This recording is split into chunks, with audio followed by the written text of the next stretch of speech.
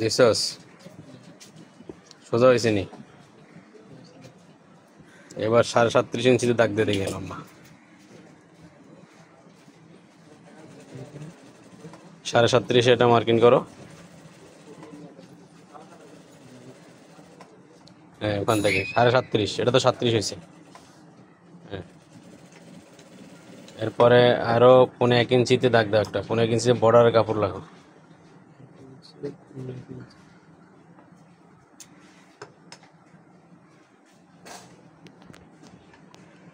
চিকন বর্ডার হবে তো।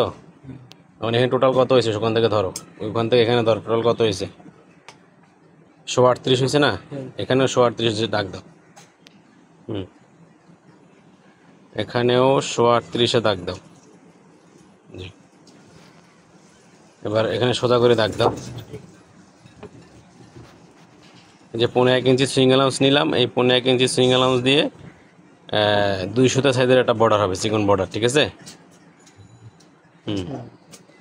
এইটার 33 ইঞ্চি হচ্ছে তোমার হাই, তাহলে তুমি এখানে, হ্যাঁ এখানে ধরো 6.5 হচ্ছে 33, যেহেতু কলি হবে তাহলে 17 ধরতে হবে, হাফ ইঞ্চি সুইং অ্যালাউন্স, ঠিক আছে। হ্যাঁ 17 ধরতে হবে, বুঝছো। দাগ এবার দাগ দেওয়া সোজা, ওটা দেওয়ার দরকার নাই, যদি এদিকে কাজ নাই। এখন এখান থেকে একটা সোজা দাগ দাও। এখন কতটুকু আছে, কলি ছাড়াই 16.5 ইঞ্চি লাগবে, যদি নাই কিছু করার নাই। এই যে পাইরের মার্ক আছে এখানে সোজা দাগ দাও।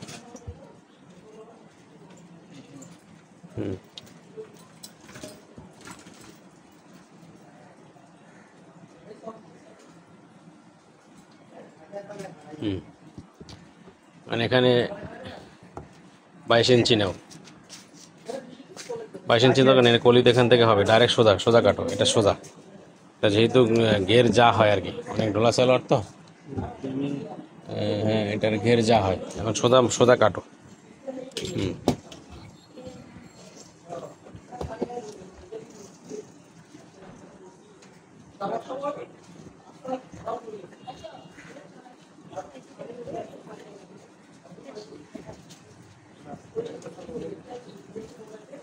তুমি তো ঠিক মতো সিজারই চালাইতে পারো না।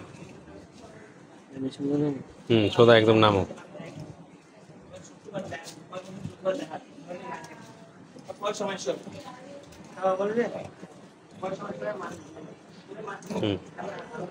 এটা কাটো, এদিক থেকে কাটো।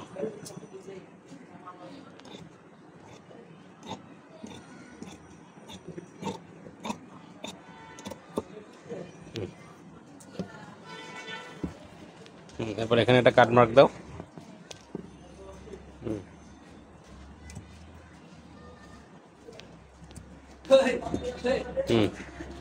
যাতে বোঝা যায় যে এটা উপরের দিক, এখানে একটা কাট মার্ক দাও, এই সোজা এখানে এখানে।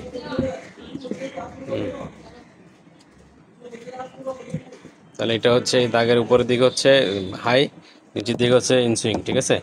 আর নিচে এখানে বর্ডার হবে। এখন এখানে যে কাপড় রয়েছে কলি কাটতে হবে, কলি কাটো।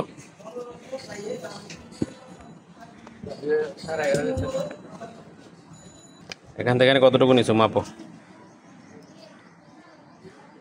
5 ইঞ্চি, ঠিক আছে। এদিকে কতটুকু নিছো, 2.5 ইঞ্চি। হ্যাঁ কলিটা কাটো।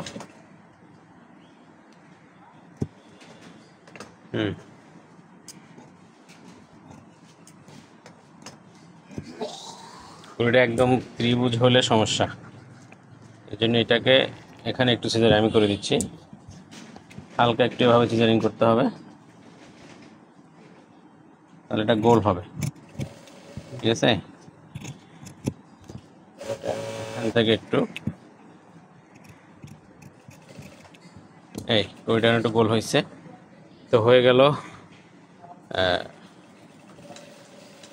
একদম নিচে যত ঘের হয়, ঘের দিয়ে প্লাজো সালোয়ার চিকন বর্ডার কাটিং। ধন্যবাদ।